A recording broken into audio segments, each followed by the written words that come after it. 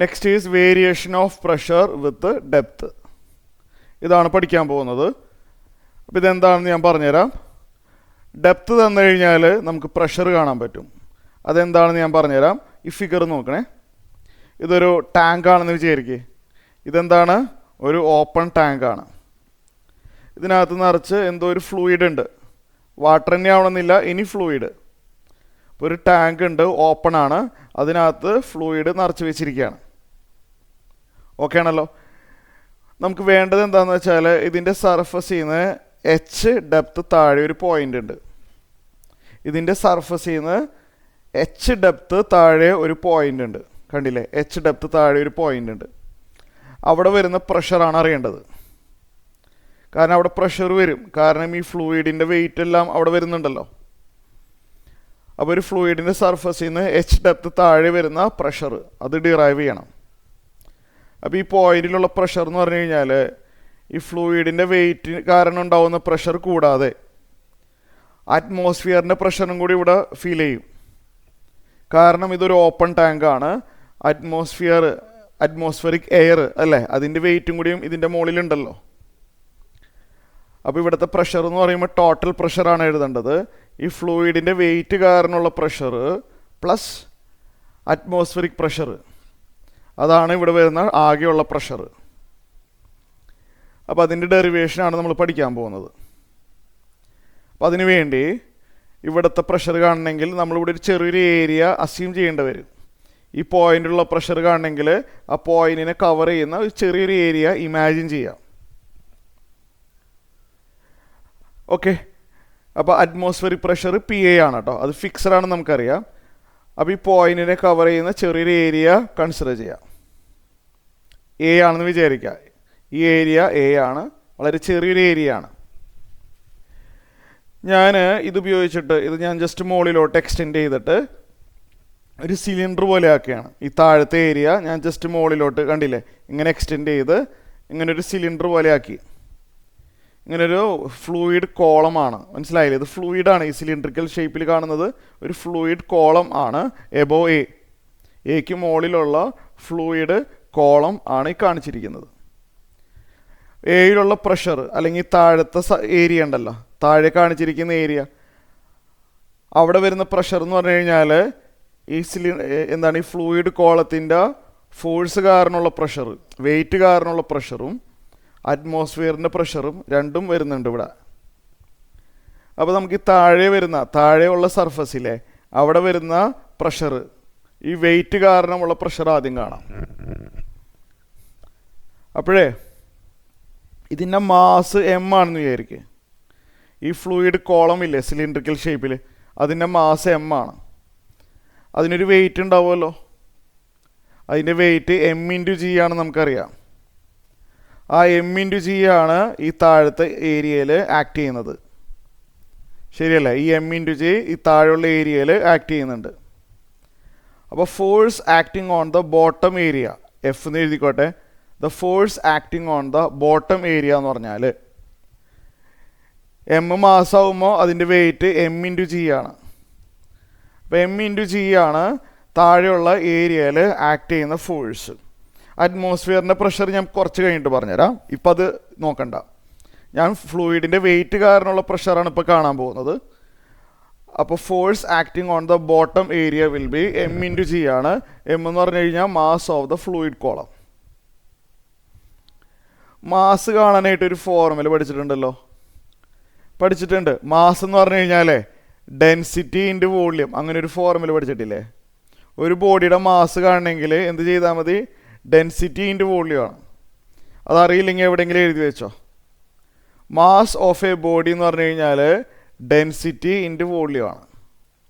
Density into volume. നമ്മളെ കയ്യിലൊരു body തന്നിട്ടുണ്ട്, അതിൻ്റെ വോള്യം അറിയാം. നമുക്കൊരു ഒബ്ജക്റ്റ് തന്നിട്ടുണ്ട്, അതിൻ്റെ വോള്യം നമുക്കറിയാം. എന്നാൽ അതിൻ്റെ മാസ് കാണാൻ പറ്റും നമുക്ക്. വോള്യം തന്നു കഴിഞ്ഞാൽ മാസ് കാണാൻ പറ്റും. വോള്യത്തിന് ഡെൻസിറ്റി എന്ന് പറഞ്ഞൊരു ഫിക്സഡ് നമ്പർ ഉണ്ട്. ആ ഒബ്ജക്റ്റിനെ മാത്രം ഡിപ്പെൻഡ് ചെയ്യുന്ന ഒരു ഫിക്സഡ് നമ്പറാണ് ഡെൻസിറ്റി. അത് ഫിക്സഡ് ആണ്, അത് മാറില്ല. അപ്പോൾ തന്ന ഒബ്ജക്റ്റിൻ്റെ വോള്യത്തിന് ആ ഒബ്ജക്റ്റിൻ്റെ ഫിക്സഡ് നമ്പറായ ഡെൻസിറ്റി കൊണ്ട് മൾട്ടിപ്ലൈ ചെയ്താൽ ആ ബോഡിയുടെ മാസ് കിട്ടും. ഡെൻസിറ്റി ഇൻറ്റു വോളിയം മാസ്സാണ്. അപ്പോൾ ഇതിൻ്റെ മാസ്, ഈ ഫ്ലൂയിഡ് കോളം, സിലിണ്ടറിക്കൽ ഷേപ്പിലുള്ള ഫ്ലൂയിഡ് കോളത്തിൻ്റെ മാസ് എം ആണ്. ഞാൻ അതിൻ്റെ മാസ് ഡെൻസിറ്റി ഇൻറ്റു വോളിയം ആയിട്ട് എഴുതാണ്. റോ എന്ന് പറഞ്ഞു കഴിഞ്ഞാൽ ഡെൻസിറ്റി ഓഫ് ദ ഫ്ലൂയിഡാണ്. ഈ ഫ്ലൂയിഡിന് ഒരു ഡെൻസിറ്റി ഉണ്ട്, മനസ്സിലായല്ലോ. ഈ ഫ്ലൂയിഡിന് ഒരു ഡെൻസിറ്റി ഉണ്ട്, റോ ആണെന്നാണ് ഞാൻ അസ്യൂം ചെയ്യുന്നത്. ഈ ഫ്ലൂയിഡിന് എല്ലായിടത്തും ഒരേ ഡെൻസിറ്റിയാണ്,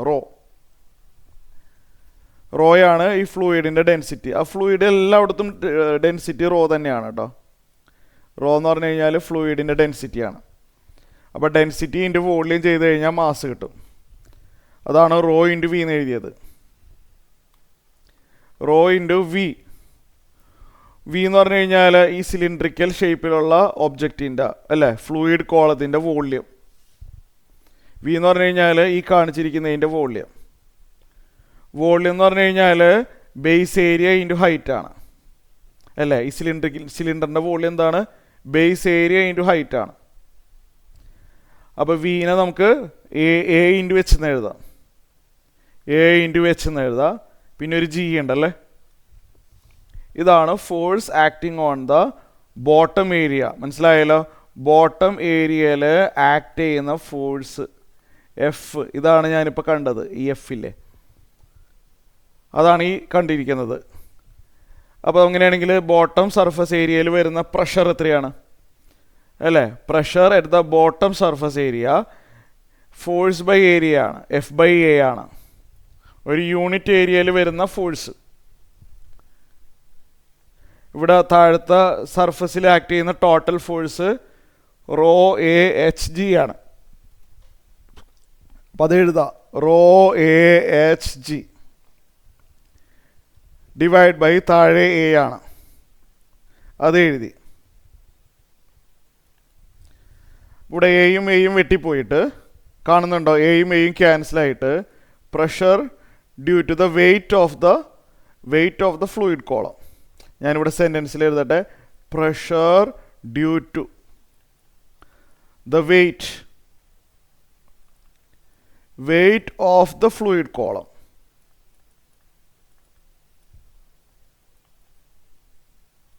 നമ്മളതിന് പറയുന്നൊരു പേരുണ്ട്, ഗേജ് പ്രഷർ. ആ പേര് അറിഞ്ഞിരിക്കുക. ആ ഫ്ലൂയിഡ് കോളത്തിൻ്റെ വെയിറ്റ് കാരണമുള്ള പ്രഷർ ഗേജ് പ്രഷർ എന്ന് പറയും. മനസ്സിലായല്ലോ. നമുക്ക് വേണമെങ്കിൽ മാറിപ്പോകാതിരിക്കാൻ പി ഓഫ് ജി എന്നോ അങ്ങനെ എങ്ങാനും പേര് കൊടുക്കാം. P of G, gauge pressure. അറ്റ്മോസ്ഫിയറിൻ്റെ കാര്യം ഇതിന് ശേഷം ഞാൻ കൺസിഡർ ചെയ്യാം. ഞാൻ ഇപ്പോൾ വെയിറ്റ് കാരണമുള്ള പ്രഷർ. അപ്പോൾ ഇവിടെ എന്ത് വരും എന്ന് വെച്ച് കഴിഞ്ഞാൽ ഇവിടെ എയും എയും വെട്ടിപ്പോയിട്ട് റോ ജി എച്ച് വരും. നോക്കിയേ, റോ ജി എച്ച്. ഇപ്പോൾ ഗേജ് പ്രഷർ എത്രയാണ്? Rho G H. അപ്പോൾ എക്സാമിന് ഗേജ് പ്രഷറാണ് ചോദിച്ചിരിക്കണമെങ്കിൽ റോ ജി എച്ച് ചെയ്യുക. റോ എന്ന് പറഞ്ഞു കഴിഞ്ഞാൽ ഡെൻസിറ്റിയാണ്. ഇവിടെ എഴുതാം, rho is the density of the fluid. Density of the fluid. H എന്ന് പറഞ്ഞു കഴിഞ്ഞാൽ ഡെപ്ത്. അത്രയും ഡെപ്തിലുള്ള ഗേജ് പ്രഷർ, ആ വെയിറ്റ് കാരണം മാത്രമുള്ള പ്രഷർ, ഡെപ്ത്. ഓക്കെ, ഇത്രയും കാര്യങ്ങൾ ക്ലിയർ ആയല്ലോ. ഗേജ് പ്രഷർ മനസ്സിലായി. നമുക്ക് ടോട്ടൽ പ്രഷർ അഥവാ അബ്സല്യൂട്ട് പ്രഷർ കണ്ടുപിടിക്കണം. ടോട്ടൽ പ്രഷർ എന്ന് പറഞ്ഞാൽ ഇത് ഓപ്പൺ ടാങ്ക് ആയിട്ട് വിചാരിക്കുക. അപ്പോൾ അബ്സല്യൂട്ട് പ്രഷർ അതല്ലെങ്കിൽ ടോട്ടൽ പ്രഷർ നമ്മളത് പി തന്നെ ഡിനോട്ട് ചെയ്യാം. Okay, total pressure H depth താഴെ ഒരു പോയിന്റ് ഉണ്ടെങ്കിൽ അവിടെ വരുന്ന ആകെ പ്രഷർ അറ്റ്മോസ്ഫിയറിൻ്റെ പ്രഷർ പ്ലസ് ഗേജ് പ്രഷർ രണ്ടിൻ്റെ സം എഴുതണം. അറ്റ്മോസ്ഫിയറിക് പ്രഷർ നമ്മൾ പി എന്നാണ് എഴുതുക, അത് ഫിക്സ്ഡ് ആണ് നമുക്കറിയാം. പിന്നെ വെയിറ്റ് കാരണം അല്ല, ഈ ഫ്ലൂയിഡ് കോളത്തിൻ്റെ വെയിറ്റ് കാരണമുള്ള പ്രഷർ റോ ജി എച്ച്, ഇതും ബൈ ഹാർട്ട് ആക്കണം. Absolute pressure P A plus rho G H, gauge pressure raw G H. ഇത്രയും കാര്യങ്ങൾ ക്ലിയർ ആയല്ലോ.